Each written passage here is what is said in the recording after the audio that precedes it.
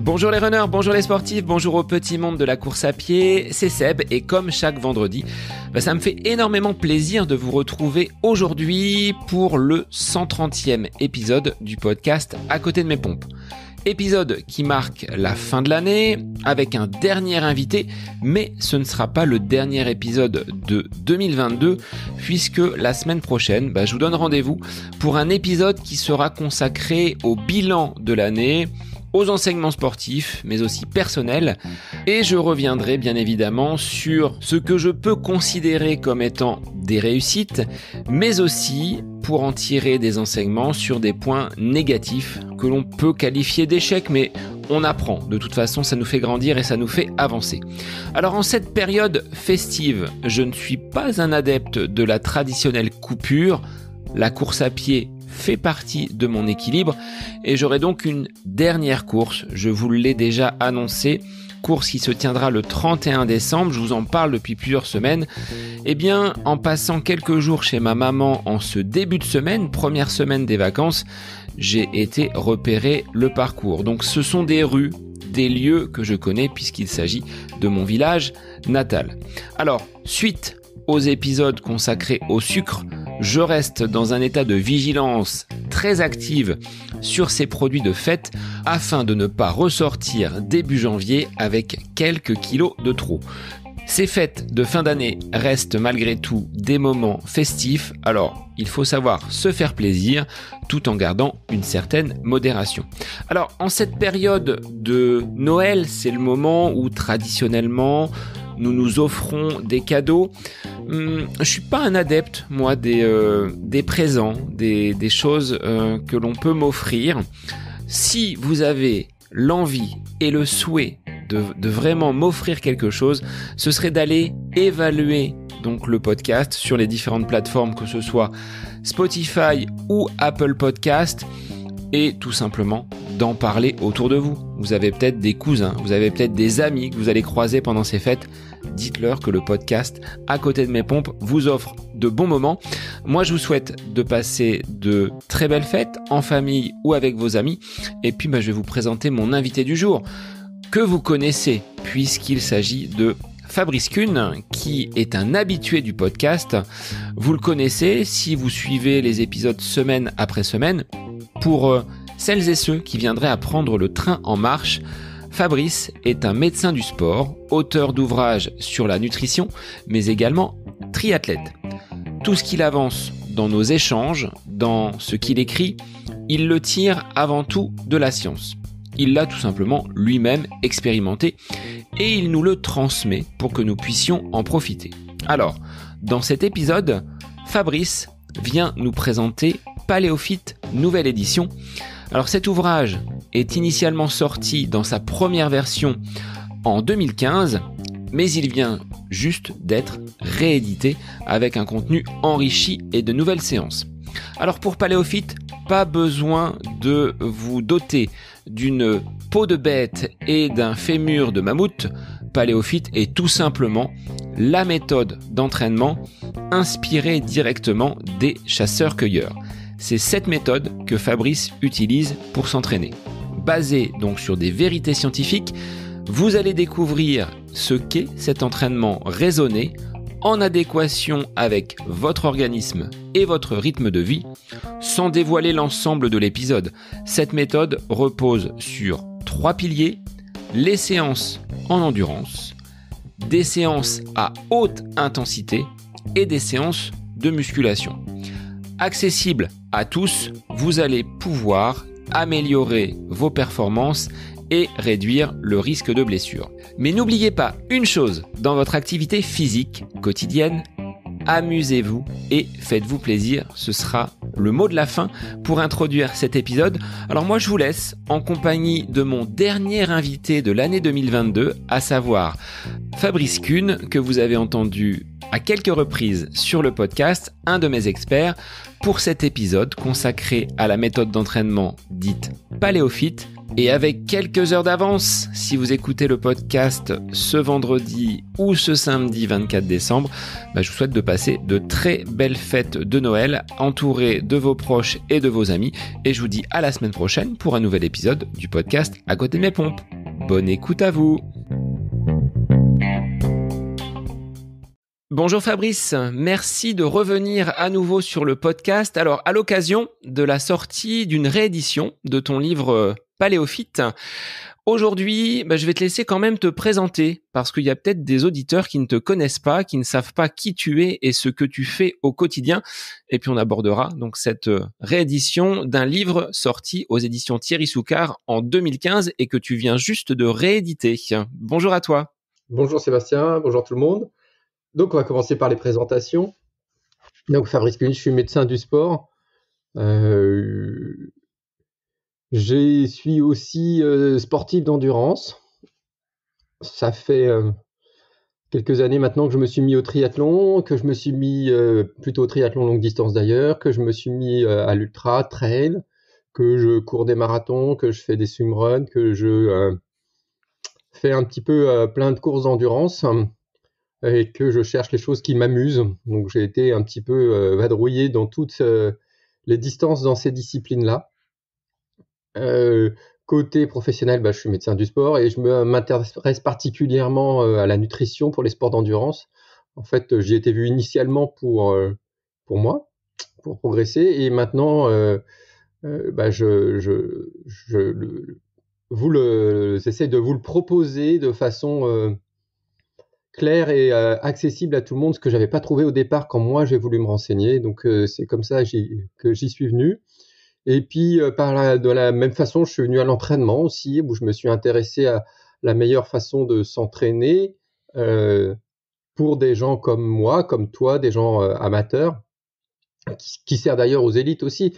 Mais nous, on n'a pas forcément la chance d'avoir des coachs facilement disponibles. On n'a pas forcément la chance d'avoir tout fait autour de nous pour l'entraînement et pour progresser. Donc, c'est ce que j'essaye un peu de proposer à tout le monde.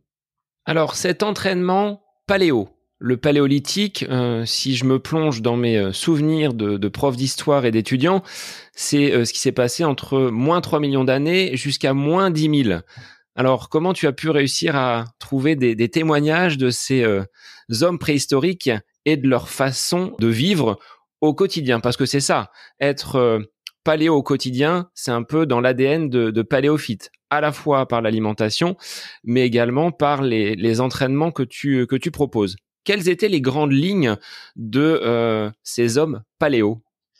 Alors en fait, bon, c'est pas moi qui ai fait la recherche, hein, j'ai simplement recherché ce qu'avaient fait les chercheurs qui sont bien plus spécialisés que moi. Alors comment ils ont fait? Donc un peu comme toujours là-dedans, c'est-à-dire qu'ils ont recherché sur les squelettes un peu comment ça se passait, comment ils étaient bâtis, sur les peintures murales. Et puis on s'est aussi beaucoup inspiré des dernières tribus de chasseurs-cueilleurs, parce qu'en fait, ce qui nous intéresse particulièrement pour connaître l'activité des chasseurs-cueilleurs au niveau du paléolithique, ce sont l'activité des dernières tribus de chasseurs-cueilleurs qui finalement, parce que avant le paléolithique, c'est la révolution du néolithique où on va devenir de chasseurs-cueilleurs à sédentaires progressivement, et qui va changer toute notre façon de faire. C'est qu'on vient d'un nomade très actif à un sédentaire actif, parce que attention, c'est pas à cette époque-là, c'était pas des sédentaires comme nous, ils bougeaient quand même beaucoup.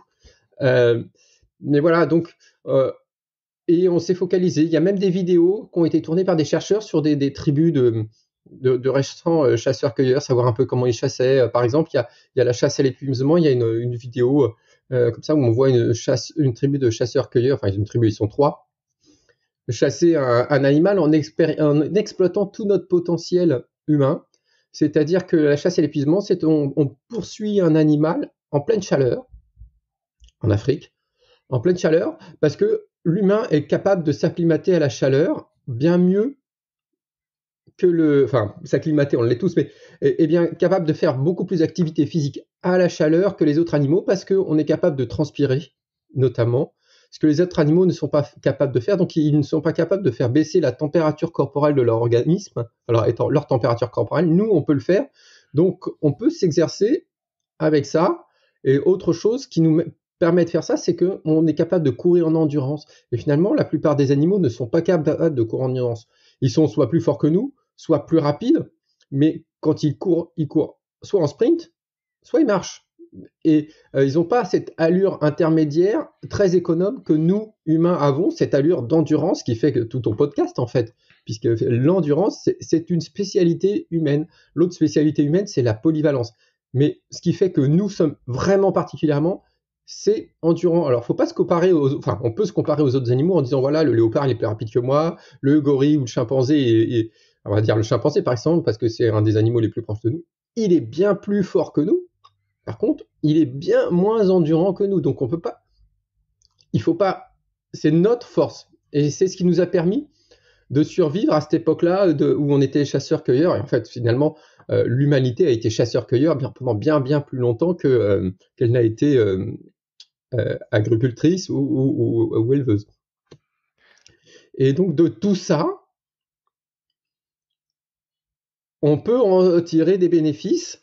Et on s'est rendu compte que finalement, ces tribus de chasseurs-cueilleurs avaient beaucoup moins de maladies dites de civilisation que nous, donc beaucoup moins de diabète, beaucoup moins, alors c'est vraiment des recherches différentes, beaucoup moins de diabète, beaucoup moins d'arthrose, beaucoup moins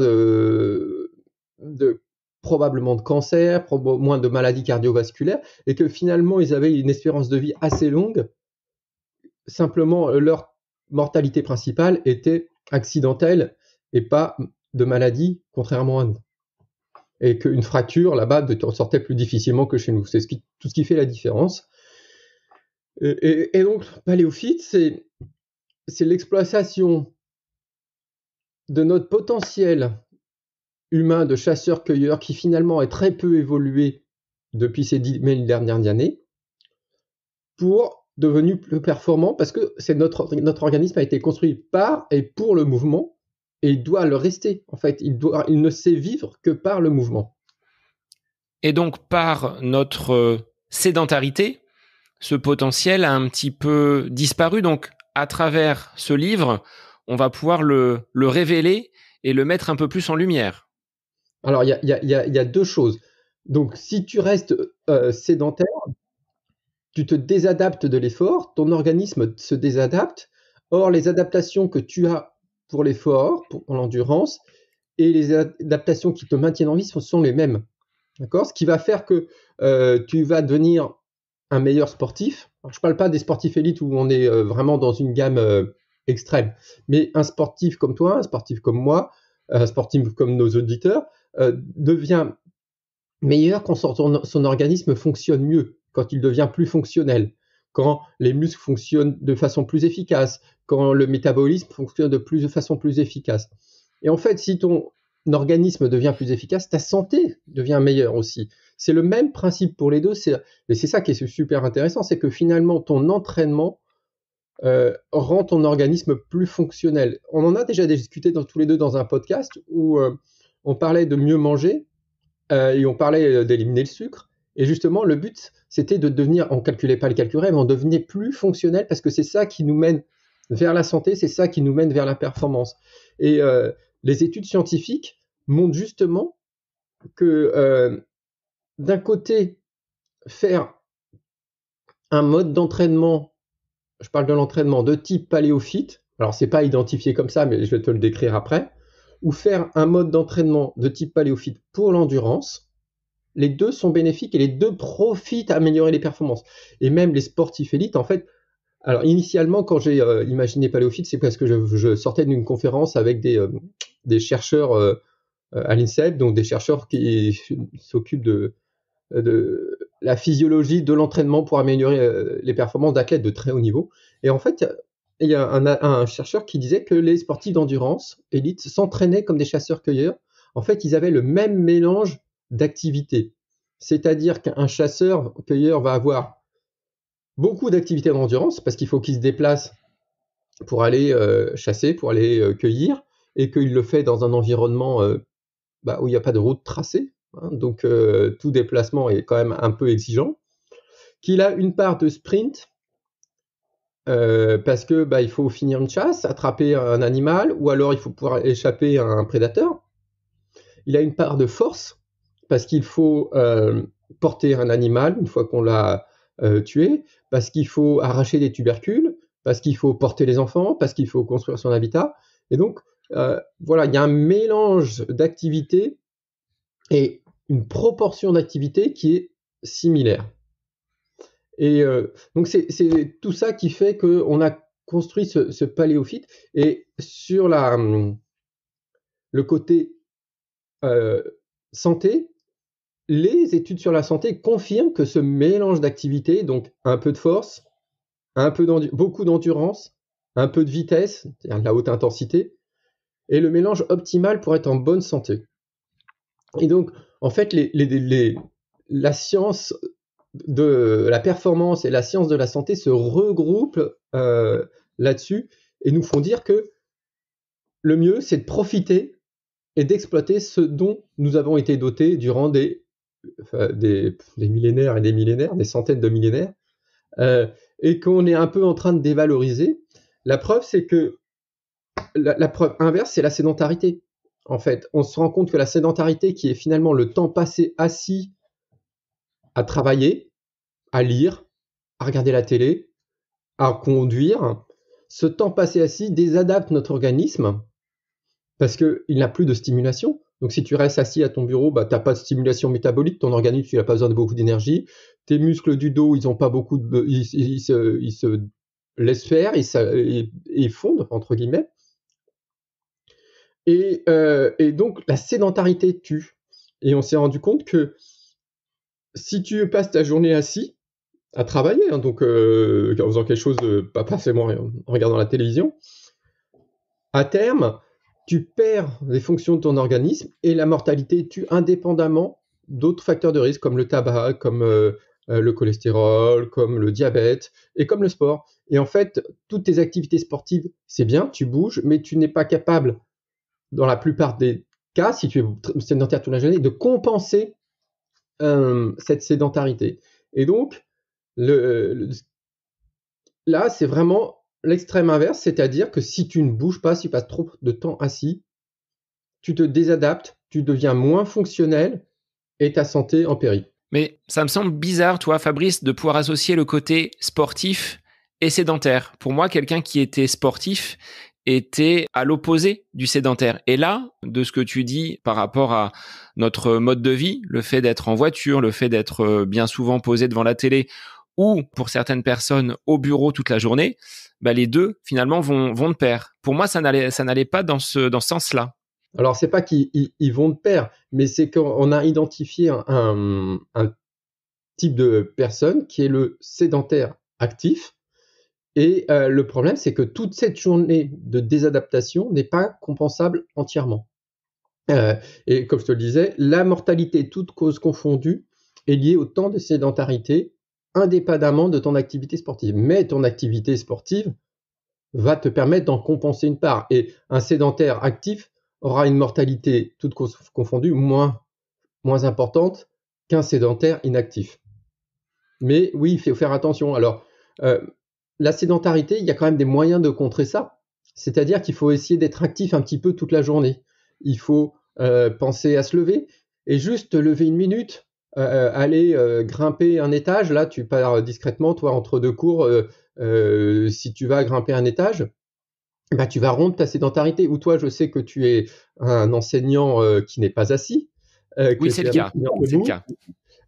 Tu n'as pas ce temps de sédentarité. La sédentarité, pour la rompre, il n'y a pas besoin d'un gros effort. Il y a besoin simplement de demander une petite activité et de se maintenir en activité.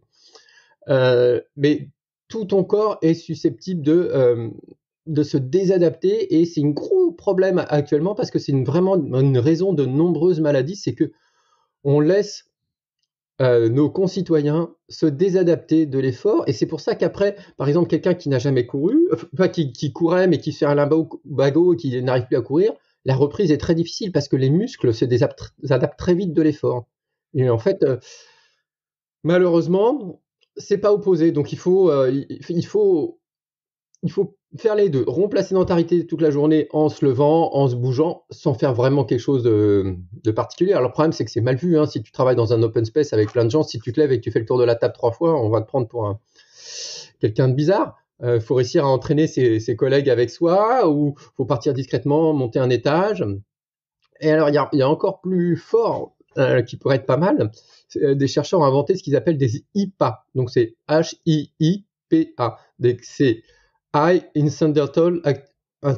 Intensity Incidental Activity. C'est-à-dire que ils appellent ça aussi un snack, un exercise snack.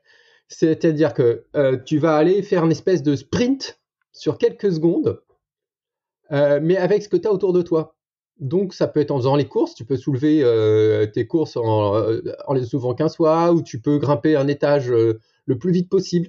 Et là, tu es encore plus efficace pour rompre la sédentarité. L'idéal, c'est de faire un étage. Tu grimpes un étage le plus vite possible. Bon, après, il ne faut pas trop transpirer parce que pour les odeurs, pour les copains, c'est pas top. Mais voilà, oui, donc c'est deux entités dont il faut se méfier. Alors là, on approche presque de la 20e minute. On va faire une petite pause. Je vais monter un étage parce que je vais avoir besoin de bouger un petit peu. Mais c'est ce que tu disais. Il faut l'intégrer dans une journée et avoir cette conscience-là de mouvement. J'avoue l'avoir expérimenté quand j'avais eu ce mal de dos. La reprise, elle s'est faite progressivement, mais plus j'effectuais les séances, plus elles venaient les unes après les autres, et moins la douleur au dos était là. Donc, pour preuve que de bouger, c'est quand même un des signes majeurs de bonne santé. Oui. De toute façon, on sait que c'est vraiment... c'est un fléau, la sédentarité, le temps passé assis. Le temps que les gens passent assis est un fléau. Leur corps se désadapte totalement de la vraie vie, de la fonctionnalité. Et le moindre effort après devient plus problématique. Donc c'est vraiment un fléau contre lequel il faut lutter, mais qui est pas facile, parce que c'est pas facile dans notre civilisation de quitter son emploi quand on est de quitter son bureau si on travaille à un bureau pour aller faire ça. Alors il y a plein de gens par contre qui sont actifs toute la journée, que toi tu l'es. Il y a tous les gens, par exemple. Un facteur peut être actif parce que alors maintenant ils sont moins à vélo, mais il se lève, il sort de sa voiture, il va apporter un truc. Donc ça, lui, il n'a pas besoin de remplacer sédentarité, il le fait régulièrement. Un médecin comme moi, je suis à un moment assis à mon bureau à faire l'ordonnance. Après, je suis debout à aller examiner le patient, je me reviens assis, je me remets debout. Tout ça, c'est des petites choses. Ça n'a pas besoin de faire quelque chose d'extraordinaire. Simplement, c'est vrai que c'est plus compliqué pour un routier qui peut pas s'arrêter toutes les 20 minutes. C'est pas gérable. C'est plus compliqué pour quelqu'un qui travaille dans un open space avec plein de gens à un bureau, où parce que c'est plus difficile de se lever comme ça, à moins de mettre en place un roulement tous ensemble. Alors ça pourrait être toutes les 20 minutes, toutes les demi-heures, mais c'est pas toujours facile de lutter contre. C'est facile, le geste à faire est facile, l'organisation est parfois plus complexe. Face au regard des autres, face à un environnement qui n'est peut-être pas, on va dire, si propice que cela. Alors, Fabrice, s'inspirer donc des chasseurs-cueilleurs, tu l'as dit, ça offre donc ce triptyque, endurance, force et donc sprint avec de la haute intensité. Dans quelle proportion on peut l'intégrer dans son entraînement, et c'est quelque chose que tu as toi-même expérimenté avant de le proposer aux lecteurs et aux auditeurs aujourd'hui? Oui, alors initialement, je ne l'avais pas appelé paléophyte. Initialement, je lui avais pas donné de nom. C'est que en fait, au début, j'en avais marre de me retrouver avec des courbatures après les marathons et de marcher, comme tout le monde le connaît,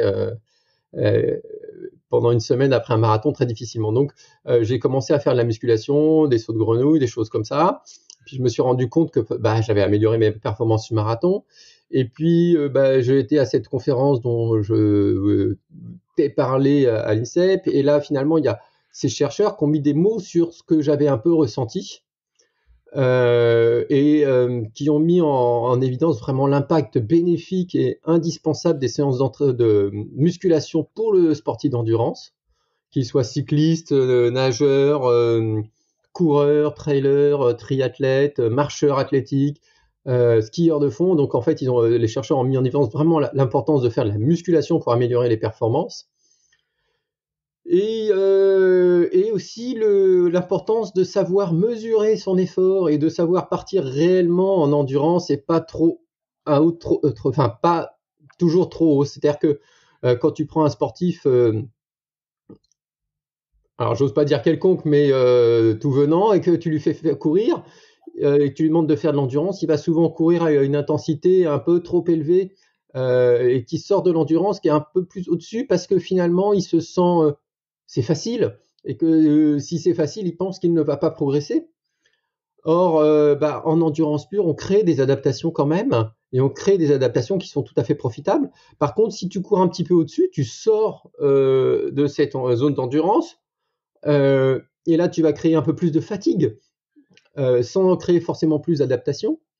Cette fatigue peut persister, et le lendemain, tu as une séance à haute intensité, et finalement, avec cette fatigue un petit peu résiduelle, tu seras un petit peu moins efficace. Et donc, cette intensité intermédiaire où tu as la tendance à dériver quand tu es en endurance parce que c'est trop facile, ou tu as tendance à dériver un petit peu en dessous quand tu es à haute intensité parce que finalement c'est trop difficile, c'est ce que les chercheurs, enfin un chercheur en particulier, Stephen Seiler, un Texan, appelle le trou noir de l'entraînement. En fait, et le trou noir, c'est le seuil, finalement l'intensité seuil. Euh, et, euh, et donc, tu te rends compte que tu progresses moins comme ça, et que le mieux, c'est ce qu'ils appellent, c'est de polariser l'entraînement, donc avoir beaucoup d'endurance. Je reviens à ta réponse du départ, beaucoup d'endurance, 80%, 80 et 20% du reste est à haute intensité, dont 15% à très haute intensité et 5% à haute intensité, l'intensité intermédiaire. Ce qui fait que finalement, avec ces chercheurs et dans PaléoFit, je bâtis une échelle à 3 intensités d'effort qui est différente de celle dont on voit d'habitude. Souvent, ce dont on voit le plus, c'est ce que tu dois utiliser, c'est les échelles à 5 intensités. Jusqu'à I5, oui. Voilà, I5. Et moi, j'utilise cette échelle pourquoi ? Parce que c'est l'échelle que les chercheurs utilisent pour la polarisation d'entraînement et qui montre qu'elle fonctionne. C'est une échelle à 3 zones, Z1, Z2, Z3. La zone 1, c'est l'endurance, donc c'est jusqu'à 80-85% de la fréquence cardiaque maximale.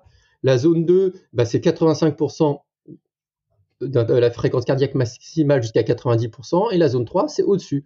Donc tu dois faire 80% de ton temps en dessous de 85% de ta fréquence cardiaque maximale en zone 1, 5% en zone 2 entre 85 et 90% de ta fréquence cardiaque maximale, et 10% au-dessus de 90% de ta fréquence cardiaque maximale. C'est la zone.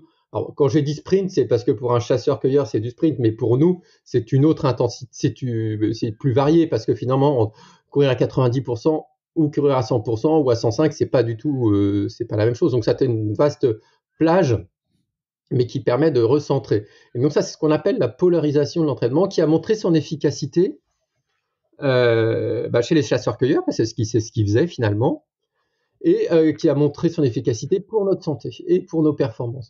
D'autre part, si tu reviens à nos chasseurs-cueilleurs, la zone 2, c'est-à-dire que le seuil, c'est quand même une intensité de course qui est très désagréable. C'est une intensité qui est problématique pour un chasseur-cueilleur, parce qu'un chasseur-cueilleur n'avait pas l'abondance alimentaire qu'on avait nous, il n'avait pas l'abondance de glucides, et c'est une intensité où tu consommes beaucoup de glucides, et que tu te retrouves après, si tu fais une séance de seuil, tu es épuisé.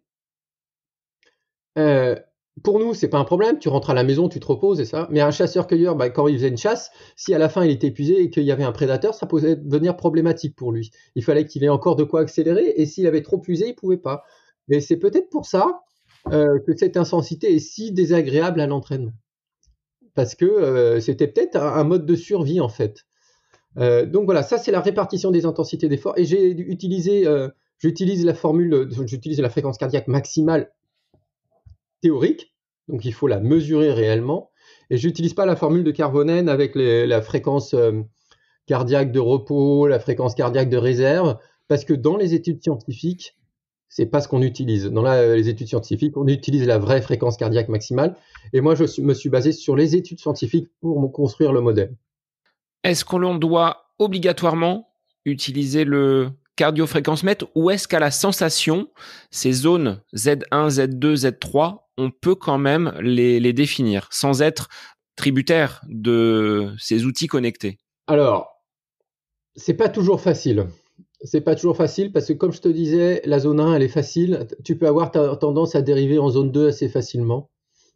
Enfin, moi, je remarque, Fabrice, sur des footings en endurance, les premiers kilomètres, ça va être 5,45, voire 6, mais très rapidement, la foulée et le rythme s'accélèrent et parfois, je suis à 5, 4,55 et là, je suis déjà trop haut. C'est à moi de surveiller et de réduire un petit peu le curseur pour garder vraiment ce travail en endurance et on verra les bénéfices par la suite. Mais c'est difficile parce qu'on va avoir tendance à aller un petit peu plus vite parce qu'on se sent bien, on se dit c'est facile et de courir trop lentement, c'est pas forcément la chose la plus aisée, je trouve. Non, non, tout à fait. Bon, après, attention, 85%, c'est pas lent non plus, hein, mais oui, oui, moi, je la mets systématiquement parce que ça me permet de mieux surveiller ce que je fais. Je le conseille à tous mes athlètes ou les athlètes que je coach. Je leur conseille de mettre la ceinture et pas le poignet, mais la ceinture pour mieux surveiller. Quand tu entres en zone 3, c'est important plus dans la surveillance de ce que tu fais parce que si tu vas faire du fractionné court, ton intensité, ta vitesse, tu peux pas la déterminer au cardiofréquencemètre parce qu'il y a une latence à laquelle ta fréquence cardiaque va monter et t'as pas le temps de le surveiller, sauf si tu fais des efforts de plus de 2 minutes où là vraiment tu vas te retrouver avec une fréquence cardiaque qui correspond à l'intensité de l'effort. Donc là, sur les fractionnés courts, tu peux pas le faire, mais ça te permet à la fin de la séance de dire bon, finalement, je suis monté aux intensités que je désirais. Par contre, sur du fractionné long, sur des choses que tu vas faire des 5, 6, 7, 8 minutes, là, oui, ça te permet de surveiller parce que tu as tellement le temps de fractionner est suffisamment long pour que ta fréquence cardiaque atteigne l'intensité que tu désirais. Donc voilà, oui. Donc moi, je conseille systématiquement d'avoir ça pour l'entraînement. Ça permet de comprendre ce que tu fais, de surveiller et de te rendre compte. Et j'ai même un test que j'aime bien faire sur les athlètes d'endurance pour leur montrer que finalement leur travail en zone 1 fonctionne. C'est que je les fais partir sur une boucle dont ils ont l'habitude. Par contre, le but, c'est de faire cette boucle à telle fréquence cardiaque que je calcule pour être à 80%. Et ils se rendent bien compte au bout de quelques mois que en utilisant ces préceptes, finalement, ils vont passer de 12 km/h à 13, 13,5. Moi, il y a une boucle comme ça où je suis passé de 12 à 13 la plupart du temps. Et quand je suis vraiment bien entraîné, je passe à 13,5. Alors qu'au début, avant que j'utilise tout ça, j'étais plutôt à 12 à cette fréquence cardiaque-là. Je garde toujours la même sur cette boucle-là. Donc, moi, je l'utilise dans ce sens-là, le cardiofréquencemètre, et je pense que c'est un très bon outil. Et c'est important de le mesurer. Comme tu le dis, ce sont des tests, on va les reproduire à plusieurs reprises dans l'année pour voir où l'on en est par rapport à ce niveau de forme. Si la fréquence cardiaque diminue mais que la vitesse est toujours la même, ou si la vitesse augmente à fréquence cardiaque constante, c'est plutôt bon signe. Voilà. Ouais, ouais, ouais. Et par contre, j'insiste, c'est que sur la fréquence cardiaque initiale, la fréquence maximale, il faut la mesurer. Parce que j'ai déjà vu tellement d'athlètes avec, finalement, ils ont 20 battements, ils ont une fréquence cardiaque à 20 battements maximale, à 20 battements plus élevé que ce qu'aurait calculé leur fréquence cardiaque théorique. Donc, c'est vraiment un indice qu'il faut calculer. Alors, pour un athlète comme moi, Fabrice, 41 ans, pardon, j'ai passé mon test d'effort il y a presque un an, c'était en mars dernier, fréquence maximale sur vélo, 167. T'en penses quoi? J'en pense que tu aurais dû la faire à pied.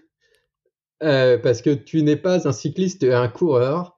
Déjà, toi, tu n'as pas la même capacité à vélo que tu ne l'as à pied. Et en plus, déjà, naturellement, la fréquence cardiaque est plus élevée à pied qu'à vélo. Donc, 167, c'est pas ta fréquence cardiaque maximale calculée pour toi, c'est une erreur. La dernière fois que j'ai fait un test d'effort, j'ai demandé à le faire en courant parce que même si moi, triathlète, j'ai quand même plus l'habitude de rouler que toi, mais j'ai demandé à la faire en courant parce que c'est là où ma fréquence cardiaque atteint vraiment son maximum. Donc là, je peux pas mesurer vraiment efficacement cette fréquence cardiaque. Par contre, tu peux profiter du test en disant je vais bien, j'ai à peu près telle capacité et je vais faire un test de fréquence cardiaque maximale sur la piste avec mon club par exemple, comme ça on est entouré de gens s'il se passe quelque chose. Mais il faudra ou alors tu repères dans tes entraînements la fréquence cardiaque maximale que tu as fait récemment à l'entraînement, sur une grosse séance de fractionné. Est-ce que sur une séance de course, vraiment en compétition avec Dossard, ça peut être également un bon signe, ou le stress peut peut-être apporter des valeurs un petit peu faussées? Déjà, ça dépend de la distance de ta course, parce que sur un marathon, tu auras probablement une fréquence cardiaque qui va être plus basse que sur un 10 km. Sur un 5, tu peux peut-être atteindre probablement, ou sur un 1500 mètres, tu peux probablement atteindre ta fréquence cardiaque maximale à ce moment-là. Oui. Bon, ce sera à regarder. Je vais me replonger dans mes dernières séances et les dernières compétitions. Alors, tu parlais d'aptitude, donc à l'évolution de ces chasseurs-cueilleurs jusqu'à aujourd'hui. En dehors de cette polarisation de l'entraînement, de ces intensités vraiment ciblées entre le sprint, entre la force et, on l'a vu, donc l'endurance qui est le gros finalement de l'entraînement, qu'est-ce que l'on peut tirer comme autres enseignements de ces chasseurs-cueilleurs? Eh ben, c'est la musculation. Et c'est faire des séances de musculation que faisaient hommes et femmes. Faire des séances de musculation est le complément parfait de ces deux autres activités que sont la vitesse et l'endurance. Ça permet d'améliorer la santé.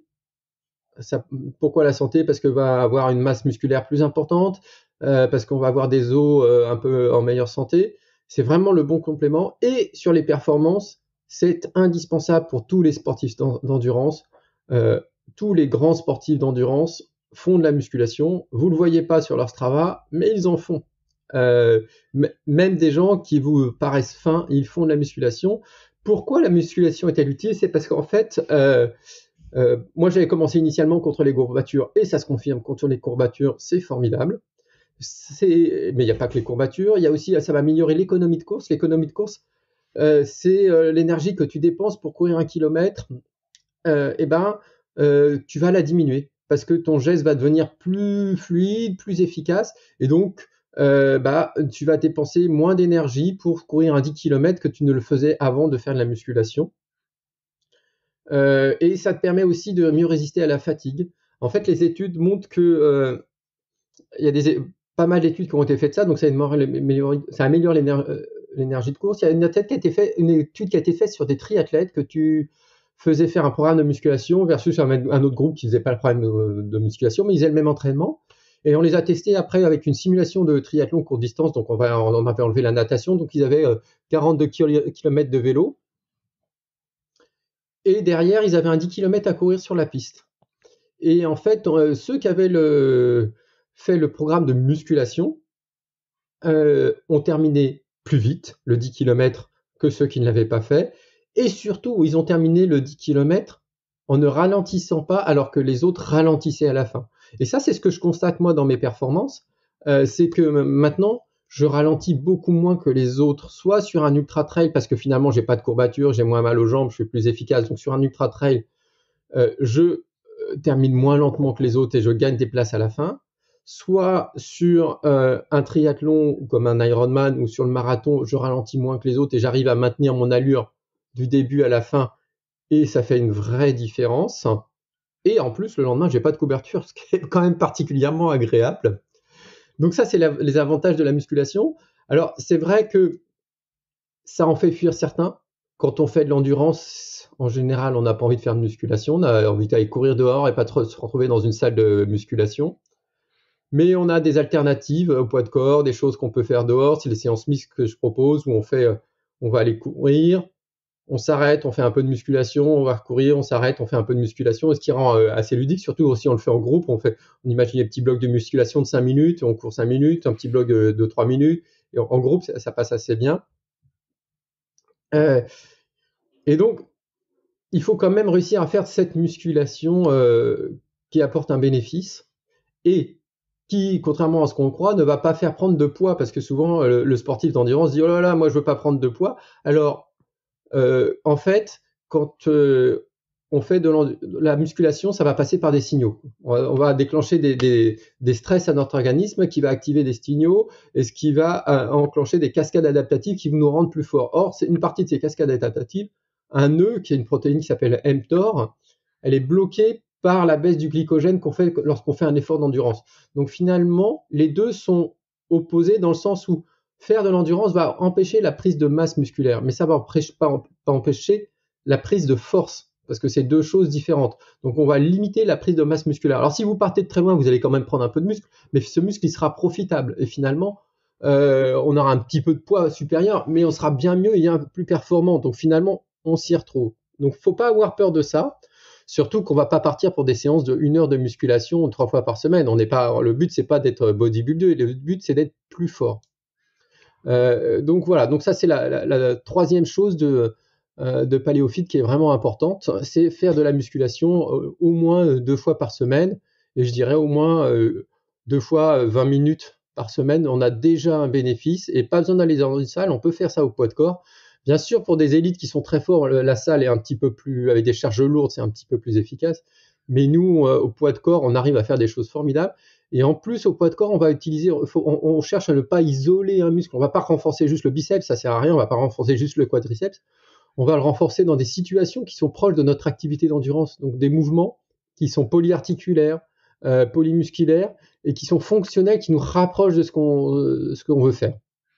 Donc c'est de la musculation, du renforcement qui est dans la continuité et qui va contribuer justement à un meilleur fonctionnement de notre corps. Donc on peut le transposer comme ça, plutôt que de le dire brutalement aux coureurs. Et c'est le cas de ceux que j'entraîne également, quand je leur dis on va faire une séance de musculation. Non, il n'y a pas grand monde. Alors que si tu l'intègres dans tes séances mixtes, dont je m'inspire grandement sur le groupe du mercredi que j'encadre, ça passe mieux. Les gens trouvent ça beaucoup plus ludique et ils se disent finalement, oui, je vais peut-être avoir mal aux jambes le vendredi, parce que c'est pas souvent le jeudi que la douleur elle vient, mais le vendredi. Mais au fil des semaines, ils se trouvent bien plus toniques, plus forts sur leurs appuis et on voit les progrès. Donc c'est vraiment utile. Oui, tout à fait. C'est comme ça que je le pense. Alors j'essaye de trouver, moi, quand j'invente une séance de musculation, j'essaye de trouver un thème pour la rendre un peu plus ludique aux sportifs d'endurance que nous sommes. Donc j'essaye de trouver. Alors dans PaléoFit, il y a des séances qui s'appellent 226. 226, c'est la distance en kilomètres cumulée d'un Ironman. Donc voilà, ça veut dire un petit peu quelque chose. Donc on se met dessus, ou tu peux faire 21 répétitions comme les 21 virages de l'Alpe d'Huez. Essaye de trouver un petit thème pour rendre ça amusant. Mais je fais les deux, je fais les séances mixtes et des séances de musculation en dehors de l'endurance aussi. Je pense que c'est aussi utile d'avoir les deux. Et tu le disais, en 15-20 minutes, on arrive quand même à avoir un impact assez fort par ces séances au poids de corps. Il n'y a pas besoin de beaucoup de matériel pour se renforcer et être donc dans des exercices de musculation. Alors tout à fait, et c'est même des nouvelles séances qu'on a mis dans la version de PaléoFit. On a mis des nouvelles séances que j'appelle muscu extrême. C'est des séances où j'essaye d'approcher les sensations de musculation au poids de corps, mais avec des l'aide de charges lourdes, mais en faisant au poids de corps, avec des séries et des mouvements un petit peu adaptés qui te permettent de rechercher cette intensité sur un peu de répétition, mais où la plupart sont au poids de corps. Pourquoi ? Parce que dans notre vie tous les jours, on n'a pas tous accès à une salle. On a déjà un budget pour s'entraîner dans notre sport d'endurance. Et rajouter un budget pour aller faire du sport en salle 2 fois par semaine, c'est un peu compliqué. Ou alors, on n'a pas tous l'occasion d'aller dans une salle où ça nous prend trop de temps. Alors que si on fait 20 minutes au poids de corps à la maison, tout le monde peut le faire. Et autre raison, c'est que c'est vrai qu'on voit fleurir les gens qui vont faire du crossfit, mais du crossfit, ça mérite d'avoir il y a des gestes d'haltérophilie, ça mérite d'avoir un il y a toute une pédagogie déjà. Ouais, pédagogie du mouvement et puis un coach. Ouais. Et donc, on n'y a pas tous accès, donc je pense que faire au poids de corps, ça nous permet à tous de faire quelque chose et de faire des choses qui sont efficaces. Parfois, on peut faire un peu autrement, mais c'est une alternative qui est utile à beaucoup de gens et qui suffit dans la plupart des cas. Comment, Fabrice, tu as évolué entre la sortie initiale de PaléoFit en 2015 et cette réédition en 2022 ? Qu'est-ce qui a changé ? Qu'est-ce que tu as trouvé ? Quelles ont été les évolutions pour te donner envie de sortir une nouvelle version ? Alors, J'ai lu et entendu les critiques qu'on m'a fait sur la première version, donc il y avait des choses qui n'étaient pas suffisamment claires pour certains, donc que j'ai éclaircies. Il y a des gens qui me demandaient pourquoi j'utilisais pas la fréquence cardiaque de réserve. Je te l'ai expliqué tout à l'heure, c'est que dans les sciences, dans les études scientifiques, c'est pas comme ça que c'est utilisé. Et moi, j'aime me baser sur la science parce que tu le sais, ma façon de voir, c'est je lis la science, je la teste et je vous l'explique. Donc, je me base sur la science. Donc ça, je l'ai éclairci aussi. Ensuite, on a tourné ça un peu plus sur l'endurance. Donc tout ce qui est endurance, performance, c'est tes performances, c'est les miennes, c'est pas les performances élites. Ça peut profiter aux élites aussi, mais c'est la façon de vous progresser.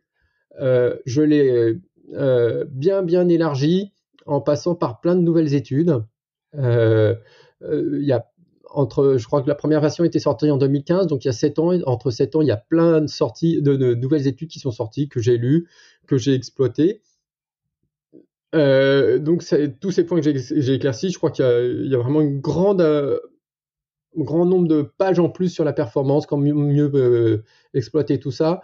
Du coup, il y a aussi dans le livre au début, on a les 10 lois du sportif paléophyte. Et maintenant, il y a aussi les 10 lois du sportif paléophyte performeur.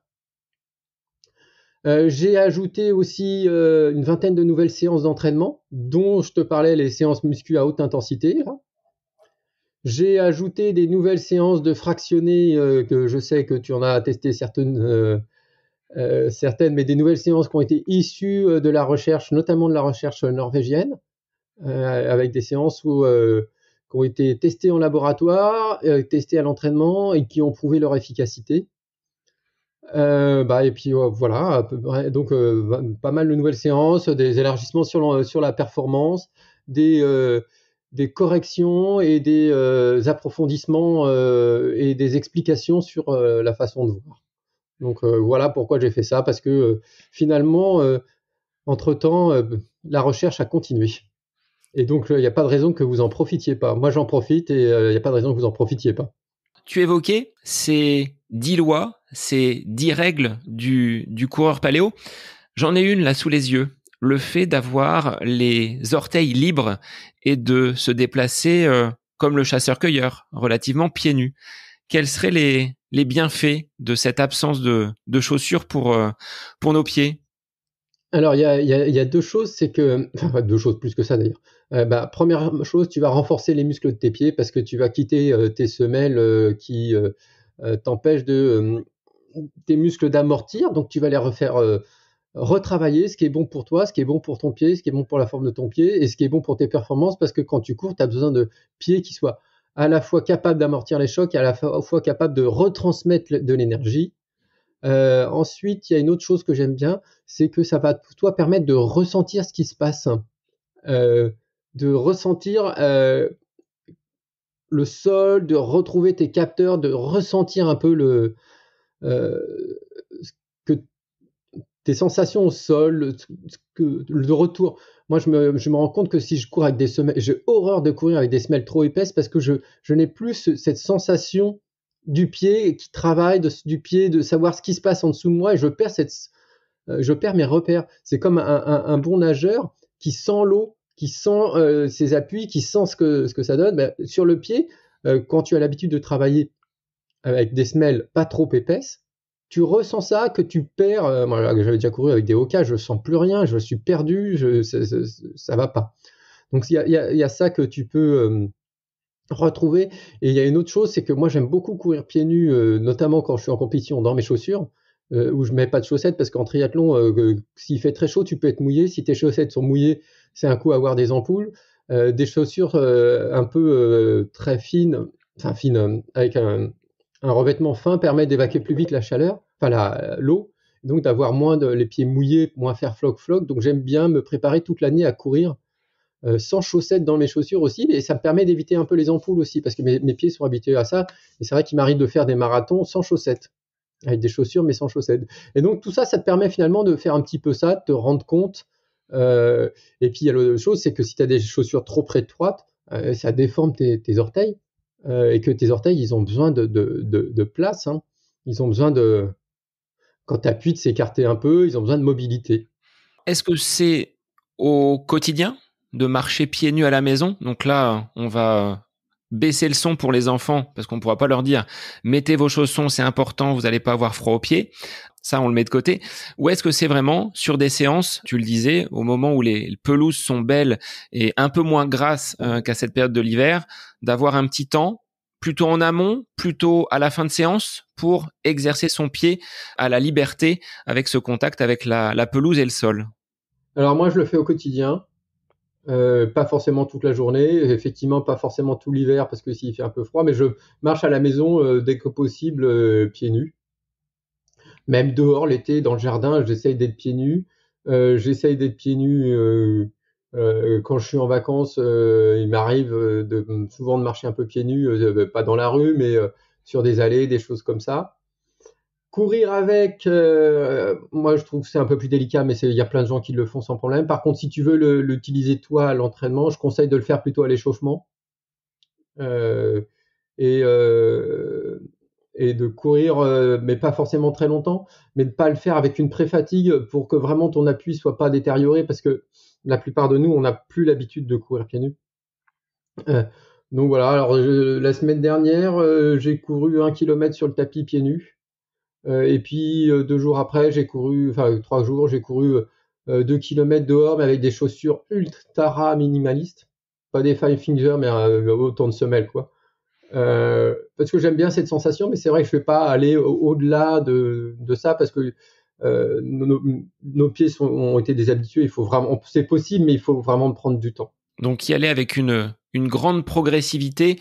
Est-ce que tu as des petits exercices d'ailleurs pour peut-être renforcer ces muscles intrinsèques que l'on ne travaille pas, que l'on ne fait pas forcément actionner, alors que c'est la seule surface que l'on a entre le sol pour courir. Donc là, il faut peut-être quand même en prendre soin. Il y a des petits exercices qui existent. Tu peux t'amuser à essayer de poser une carte sur l'avant, une carte bancaire sur le sol, et puis à la mobiliser avec tes orteils. Tu peux essayer d'attraper des petits Legos. En général, on n'aime pas marcher sur les Legos, mais là, tu peux les attraper avec les orteils et les balader d'un endroit à l'autre. Tu peux aussi mettre les pieds sur une orteil et essayer de plier les pieds, n'importe quoi, de mettre les orteils sur une serviette de toilette et d'essayer de plier la serviette de toilette. Ça, c'est des petits exercices que tu peux faire facilement, régulièrement. Tu fais quelques minutes de ça, une fois ou deux, 3 fois par semaine, et puis tu as un renforcement du pied qui est efficace. Et ce qui a aussi un facteur de protection contre les aponevrosites plantaires, par exemple. Et puis finalement, à terme, tu te retrouves avec un pied qui est plus tonique, plus dynamique et une foulée plus efficace. Alors, est-ce que tu as, parce que là, on a vu une des règles du coureur, performeur, chasseur-cueilleur, est-ce que tu en as d'autres à nous livrer sans peut-être dévoiler les 10, mais celles que tu relèverais les 3 plus importantes selon toi? Alors tu vas me dire, j'en ai choisi 10, c'est les 10 plus importantes, mais parmi ces 10, quelles seraient les majeures? Les majeures, ça serait pour moi respecter vos intensités en endurance, faites de la musculation. Pour moi, c'est les 2 choses de base. Le reste, c'est un entraînement finalement à peu près comme tu aurais l'habitude avec de l'intensité et de l'endurance. Mais voilà, respecter bien la polarisation de l'entraînement et puis faire de la musculation. Après, il y en a une autre qui pour moi est importante et vraiment oubliée, c'est dormir ce dont vous avez besoin. Accordez-vous du vrai repos, quitte à faire une sieste s'il y a besoin, mais dormez vraiment comme si vous donnez au repos, au sommeil, toute la valeur qu'il mérite. Et ça, c'est vraiment souvent oublié dans nos sociétés.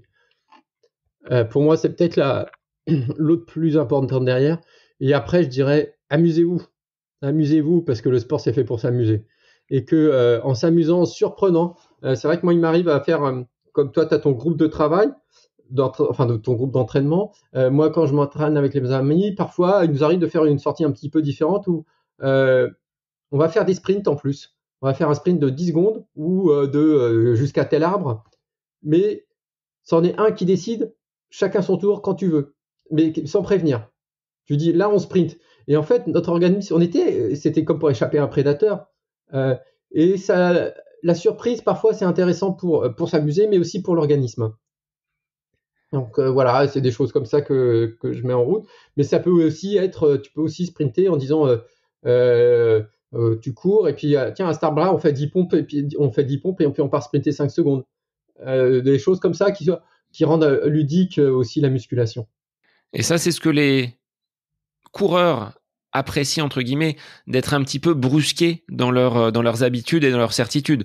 Si tu annonces la séance en disant bah, ça va être 10 fois 400 mètres à telle allure, bon, à un moment donné, il y a peut-être un risque de routine également. Là, tu viens casser ces codes avec, comme tu le proposes sur ces séances mixtes, il y a du renfort, il y a de la course, il y a du sprint, et avec ces 3 éléments-là, finalement, on progresse, c'est ludique et il y a moins d'ennuis. Ah oui, non mais il faut s'amuser. Le sport est un moment de partage. Euh, euh, c'est tellement agréable de courir avec les amis. Et justement, ces séances permettent de mélanger les groupes de niveau, peu importe quand tu as le niveau, parce que finalement, tu vas courir 5 minutes et puis tu vas faire un peu de muscu. Bah, toi, tu vas en faire 20 pompes et toi, tu vas en faire 10. Toi, tu vas faire 30 flexions et lui 20. Et puis, c'est pas grave, on va se retrouver parce que de toute façon, on aura passé le même temps, on va se retrouver. Finalement, on peut faire une séance de groupe de niveau hétérogène qui est assez sympa. Fabrice, là, on est sur des séances, tu le dis, ludiques. Moi, j'ai plus vraiment d'échéance, on va dire, dans ma saison. Et pour 2022, ce sera des courses plaisir. On revient à cette notion dont on vient de parler. Mais pour préparer des grosses échéances pour 2023, est-ce que dans Paléophyte, tu proposes des plans marathon, des plans d'entraînement? Comment tu peux articuler cette endurance, ces intensités, ce renfort avec cette notion de plaisir et derrière caler des temps qui vont être des temps majeurs pour nos auditeurs dans l'année 2023? Alors oui, il y a des plans d'entraînement dans Paléophyte. Il y a des plans en fonction de ton niveau. Il y a des plans en fonction de ta disponibilité d'entraînement. Euh, Après, un plan dans un livre ne remplace pas un plan. C'est des bases de plans, en fait, pour te rendre autonome. Mon principe à moi, c'est ce qui m'intéresse, c'est de te rendre autonome.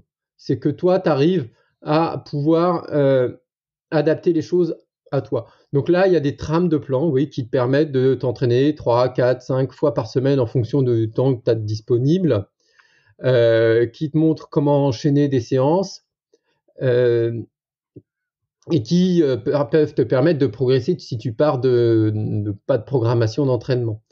En revanche, ça remplacera pas un plan d'entraînement construit pour toi, personnalisé pour toi, avec tes vitesses à toi, tes intensités à toi et adaptable au jour le jour. Par contre, ça toi, peut te permettre toi de te construire ton plan d'entraînement ou même de réadapter un plan d'entraînement, parce qu'il y en a plein qui ont été que tu trouves partout, mais ou de le réadapter à ta façon. Euh, Ce qui va faire la différence, ce que tu regardes beaucoup, si tu regardes les plans d'entraînement que tu trouves dans les magazines, c'est que eux ont souvent beaucoup d'intensité en zone 2, donc la zone au seuil, et moi, il y en a très peu. Et par contre, propose pas mal de séances de fractionnés qui sont efficaces et certaines qui sont vraiment sur cette zone 3, en bas de zone 3 ou en haut de zone 3, qui te permettent de travailler ça. C'est quelque chose, avec ça, tu peux progresser, tu as des façons de progresser, mais tu vas pas pouvoir reproduire le schéma systématiquement. Il va falloir que tu intègres de nouvelles séances. Mais tu as la trame pour le faire comme ça. Alors ça, c'est une pédagogie, donc tu l'as dit, hein, ça jette les bases.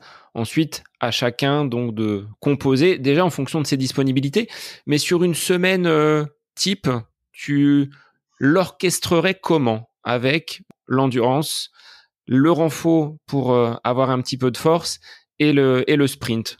Qu'est-ce que tu proposerais comme alors pas la semaine idéale parce qu'en fonction du nombre de séances, si c'est 3, 4 ou 5, on va pas mettre la même chose dedans. Quels seraient finalement les conseils? Si tu avais une semaine à 5 séances, on va dire pour un coureur forcément, parce que toi tu t'intéresses aux coureurs, il y aurait une séance d'endurance pure de 1 heure, 1 heure 15. Il y aura une séance de fractionné. Je pourrais te mettre, alors moi j'ai tendance à privilégier Ça dépend si tu es en début de saison ou pas. Tu peux commencer en début de saison par du fractionné court et puis au fur et à mesure par du fractionné long qui est plus efficace, hein.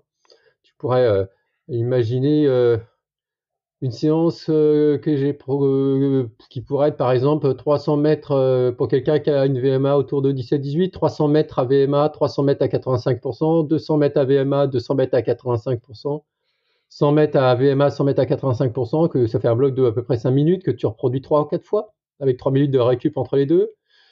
Donc tu as une séance longue en endurance, qui est plus ou moins longue selon ce que tu prépares. Si c'est un marathon, donc une séance qui va être un peu plus longue. Tu as une séance de vitesse, tu vas avoir une séance mixte, dont on a parlé, où tu vas avoir 5 minutes en endurance, 2-3 minutes de musculation. Alors la musculation, bien sûr, puisqu'on est sur des coureurs, on va préparer à faire des jambes, donc avec des fentes marchées, des flexions, et puis quelques sauts de grenouille et quelques fentes sautées, parce que la pliométrie est très importante et permet d'améliorer vraiment les performances chez un coureur. Ensuite, tu vas avoir une autre séance d'endurance, un peu plus courte, 1 heure, que tu peux finir par un petit bloc de 20 minutes de musculation. Donc là, tu pioches une séance dans Paléophyte. Et si tu veux passer une autre séance, eh ben, tu peux passer une autre séance en endurance à nouveau. Et là, tu vas faire soit une séance d'endurance à pied, tranquille, ou alors tu peux la faire à vélo, parce que j'aime bien aussi varier un petit peu. Tu peux avoir d'autres séances. Il y a des semaines où j'aime bien faire un peu plus de fractionné aussi. Donc tu peux avoir une semaine où tu vas avoir 3 séances de fractionné et 2 séances d'endurance. Et une des séances de fractionné, il y aura du fractionné avec des burpees ou de l'intensité, où tu auras un petit peu de musculation finalement dans ton fractionné pour travailler la musculation comme ça. Alors comment tu pourrais remplacer les burpees? Parce que c'est pas le mouvement que j'apprécie le plus. Ça a tendance même à me tirer un petit peu trop sur le dos. Alors c'est peut-être une mauvaise position, une mauvaise exécution du geste, mais par quel mouvement je pourrais le remplacer? Bah, tu peux le remplacer par des sauts de grenouille parce que ça travaille bien ça. Tu peux faire des sauts de grenouille, mais l'avantage des burpees, c'est que ça fait un peu travailler tout le corps. C'est peut-être parce que j'en fais pas assez que j'ai du mal à les effectuer. Vraiment. Il y a des chances, ça passe bien. Après, tu peux aussi faire parfois. Il y a une chose qui marche pas mal aussi, c'est de faire certaines séances où tu vas ne faire que des sprints, mais des vrais sprints où tu vas sprinter pendant. Alors l'idéal c'est 30 secondes, mais c'est pas du 30-30, c'est 30 secondes de sprint où tu vraiment très très très très très vite, et tu as 4 minutes 30 de récupération du coup pour te relancer dans un autre sprint après. Ça permet aussi de varier, d'avoir un travail musculaire un petit peu différent. C'est vraiment chercher autre chose. Quand tu dis récupération, c'est actif. On est dans un footing relativement lent. C'est pas une pause de 4 minutes 30 entre chaque sprint. C'est actif, d'où. Le truc, c'est vraiment d'essayer de varier chaque séance pour avoir quelque chose qui soit un petit peu plus agréable, un peu plus ludique, et que tu ne tournes pas sur la même chose, et surtout faire en sorte que ton organisme soit surpris. Parce que si ton organisme n'est pas surpris, il ne déclenche pas de signaux adaptatifs et tu ne t'améliores pas. Si tu prends quelqu'un que tu vas faire courir 10 km la même boucle, au début ça va être difficile, ça va devenir de plus en plus facile, mais au bout d'un moment ça sera tellement habituel que certes il va brûler des calories, mais il ne va pas déclencher de signal adaptatif et il ne va pas continuer à progresser. Il va maintenir, mais il ne va pas continuer à progresser. Donc il faut vraiment surprendre son organisme pour qu'il progresse. Alors tu vois, dans Paléophyte, en fait, on a des plans d'entraînement comme ça de 8 semaines, avec un nombre de séances qui va de 3 à 5 par semaine, en fonction de ce que tu choisis. Il y a un plan paléo assidu, un plan paléo base et un plan paléo débutant. Et il y a même Paléo Express où tu n'as que 3 séances par semaine. Le but, c'est vraiment d'avoir des choses qui sont différentes, et c'est des plans sur 8 semaines à chaque fois. Sachant qu'on ne va pas partir de zéro, on a déjà une base d'entraînement, et c'est peut-être pas pour les personnes qui viendraient à débuter la course à pied. Il y a peut-être des prérequis. Il y a un plan paléo débutant. Donc tu peux commencer par ça. Il y a un plan paléo débutant. Alors, la chose qui fait fuir un peu souvent, enfin fuir, la chose qui coince un peu parfois avec les athlètes d'endurance qui n'ont pas l'habitude de faire de la musculation, c'est quand tu vas leur faire des pompes ou des burpees dont tu parlais, ça leur paraît compliqué. Et donc, ils vont assez vite se décourager en disant ouais, moi les pompes, j'y arrive pas. Oui, mais ça, j'y arrive. Les burpees, j'y arrive pas. Mais finalement, ça leur demanderait 10 minutes de musculation, ce qui est pas énorme. Et il se décourage assez vite. Par contre, si tu prends un haltérophile, que tu lui fais faire 10 minutes de course, il va faire l'inverse. Lui, la course, c'est trop difficile pour lui. Donc, il faut persévérer au début. Il n'y a pas de raison que vous n'arriviez pas à le faire.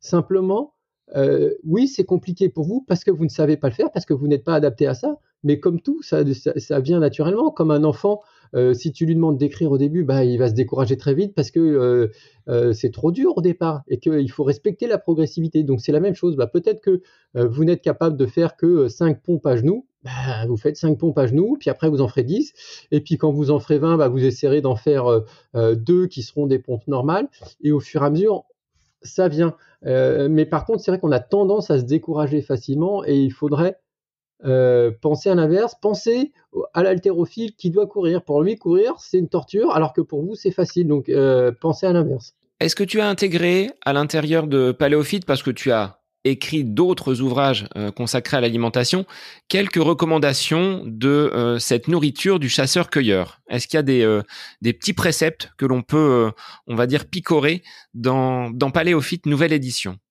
Alors, non, le principe de Paléophyte, c'était pas de parler nutrition, mais on peut accompagner un entraînement paléophyte d'une nutrition paléo, si on le désire, ou pas. Pour moi, le plus important, effectivement, dans le régime paléo, il y a des préceptes qui sont de très bonne qualité, il y a d'autres qui sont plus difficilement adaptables. Finalement, le précepte le plus important pour tout ça, c'est de manger vrai, c'est de manger des vrais aliments, c'est de manger des fruits, des légumes, de manger de la viande de qualité, du poisson de qualité, des œufs, si on n'est pas végétarien, c'est de manger des légumineuses qui ne sont pas paléo, mais qui sont bonnes pour la santé si on les mange bien, qui sont meilleures que des frites. Le plus important, c'est de manger vrai et de cuisiner et d'avoir une alimentation construite. Donc, ce que je préconise dans mes livres, notamment Nutrition de l'endurance, convient tout à fait à ça, mais un régime paléo, si vous voulez manger paléo, convient aussi. Il n'y a pas de... Le but de ce livre, c'était pas du tout d'entrer dans la nutrition, c'était vraiment l'entraînement.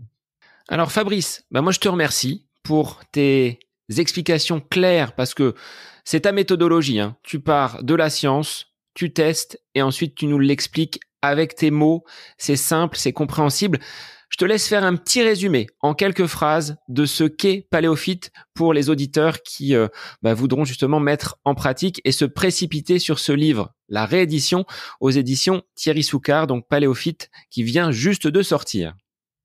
Alors, le paléophyte, déjà, c'est la méthode avec laquelle je m'entraîne. Et je m'entraîne exclusivement avec cette méthode. C'est une méthode qui permet d'améliorer vraiment les performances, parce que moi, avec ça, mes chronos, ils ont vraiment changé. Je me sens bien mieux dans cette façon de fonctionner. Et je l'ai développé pour que vous puissiez en profiter. Je l'ai adapté à ce que vous pouvez faire. Et surtout, c'est une méthode qui est scientifique, qui est basée sur la vérité, et on sort des on-dit. On m'a dit que cette séance fonctionnait, on m'a dit que ça fonctionnait, on m'a dit que. Mais non, moi, ce que je vous dis, c'est la science nous montre que, c'est pas nous dit que, c'est nous montre que. C'est accessible à tout le monde.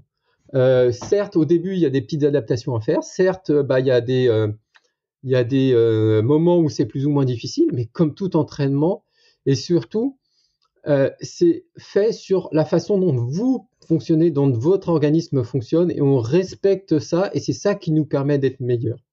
Donc voilà, pour moi, c'est vraiment ça, c'est le respect, et parfois je parle d'un entraînement raisonné dans le sens où j'ai raisonné à comment j'allais construire mon entraînement pour qu'il soit en adéquation avec mon organisme et qu'il soit en adéquation avec ma vie, et parce que on n'est pas que des sportifs, on a aussi une vie, et ça permet de respecter tout ça. Et donc voilà, et surtout, il faut s'amuser. Alors sur quel réseau, Fabrice, les gens vont pouvoir retrouver ces séances mixtes que tu proposes ?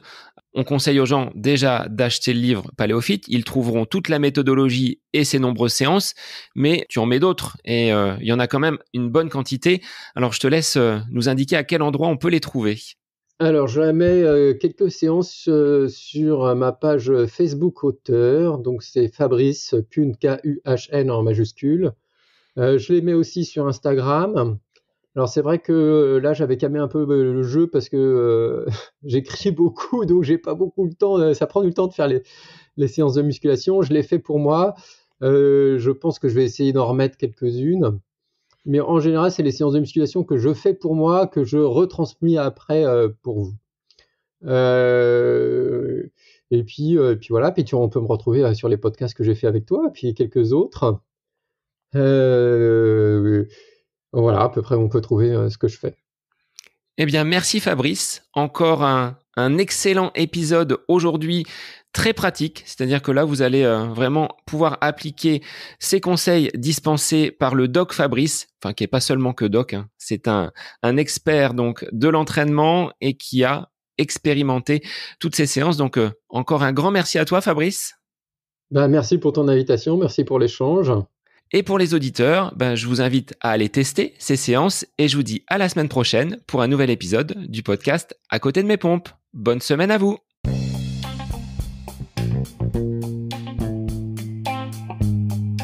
J'espère que cet épisode avec invité vous aura plu. Je vous remercie infiniment de votre écoute. Pour faire remonter le podcast dans les classements, je vous invite à laisser une petite évaluation sur Apple Podcast, 5 étoiles, un petit commentaire, ça me fera énormément plaisir et vous permettrez au podcast d'être remonté, diffusé, déployé sur ces différentes plateformes de façon plus importante encore qu'il n'est actuellement. Et puis je vous invite à me retrouver sur les différents réseaux, Facebook, Instagram. Laissez votre petit message, votre commentaire, ça me fait plaisir d'échanger avec vous.